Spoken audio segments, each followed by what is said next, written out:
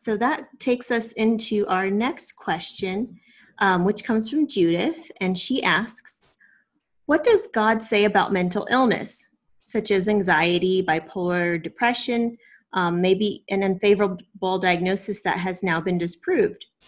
What can we do once we have been restored? That's a good question.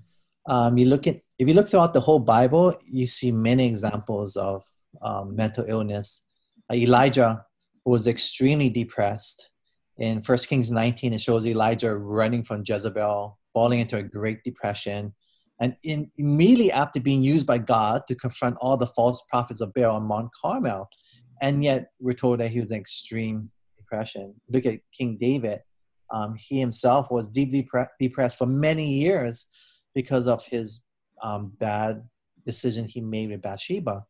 And he made many indecisions that even led to his son's death, his daughter being raped, his other son trying to also dying and also trying to kill him and take over the kingdom, and twice, two other sons. So all these different things happening to him, and he was in a deep depression. And you look at John the Baptist, depressed. Is this the Messiah? And am I to look for another one?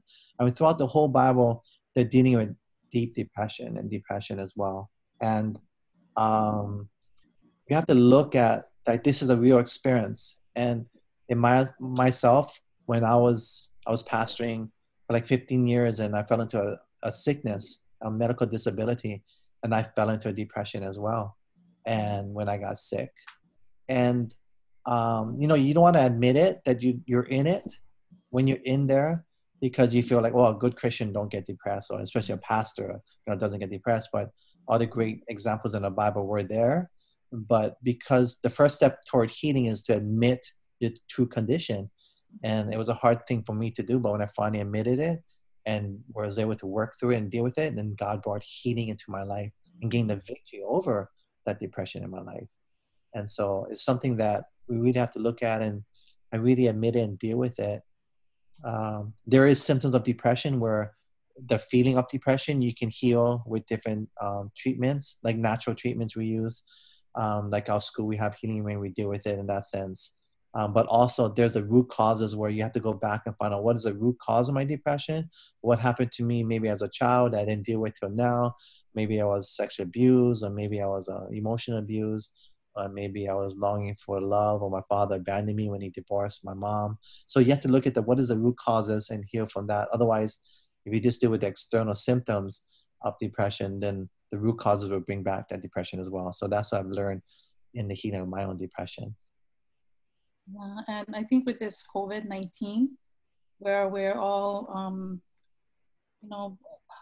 I guess all our distractions are set aside, and we really can examine ourselves and really ask God to show us what it is we need to change, or especially with depression, and what Keala said about the root cause is very important, because you find yourself reacting to, like they call it, triggers that will send you back to that depression, or that the hurt that you have experienced, and you react to that. And that's what I've been realizing about myself here.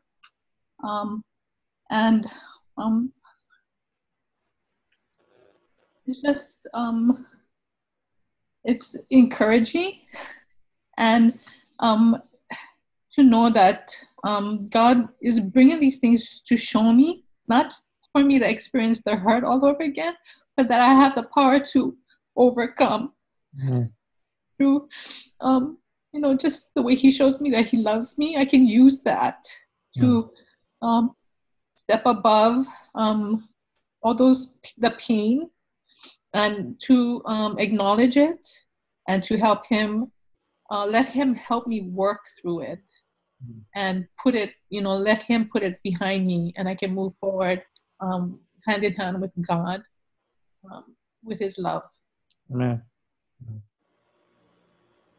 Second part of the question goes, what can we do once we have been restored? And just thinking of 2 Corinthians 1 verse 4, it says, who comforted us in all our tribulation, that we may be able to comfort them which were in any trouble by the comfort where we ourselves are comforted of God. So in other words, we can comfort others where we have first been comforted of God. So once God brings healing into our hearts and gives us the victory in those areas of depression or anxiety or addictions, whatever it may be, that God can come in. And once we experience that healing, then we can, like, we only can give to others that which we possess. So we can go to the forms of religion and give people good advice and read Bible texts and pray for them.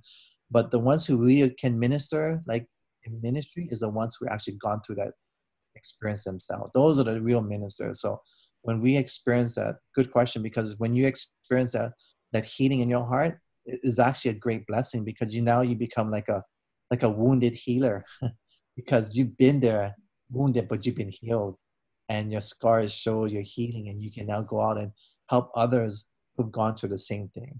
Kind of like somebody says, who's been smoking, and the friend comes along and says, you could just give it up. It's so easy. And the friend asks him, have you ever smoked? He says, no, I never smoked, but it's easy. It's like they cannot relate. But if you've been there, you can relate, and people will listen to you, and they'll be encouraged and have hope.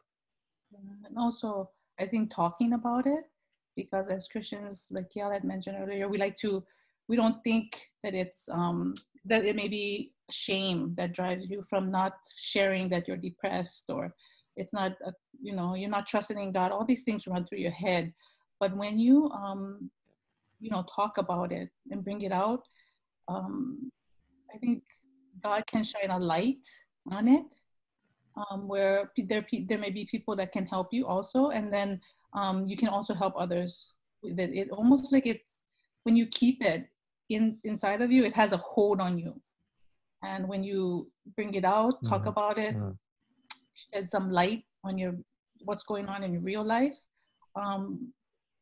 somehow it doesn't have a hold on you. And I've experienced that. Satan isn't able to hold that against you, or let that be your chain. Amen.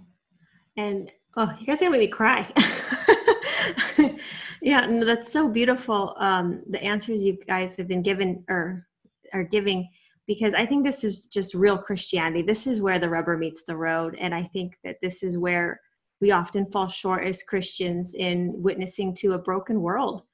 Jesus came to heal. And how can we heal if we ourselves are broken? And it's just so beautiful to really think about this in a real way of how can God really heal us from the inside out. And then we take that healing to others who need it so desperately. So thank you for that.